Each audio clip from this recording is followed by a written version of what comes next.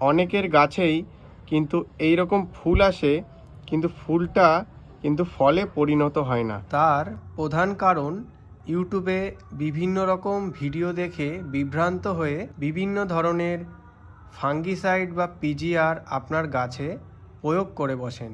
ফলে গাছে ফুল ফোটার সময় যে মৌমাছিরা এসে জড়ো হয়, সেই মৌমাছিরা কিন্তু প্রধানত গাছের পরাগ মিলনে প্রচুর পরিমাণে সাহায্য করে। সেটি কিন্তু গাছের ফুল থেকে ফল ধরার প্রধান কারণ।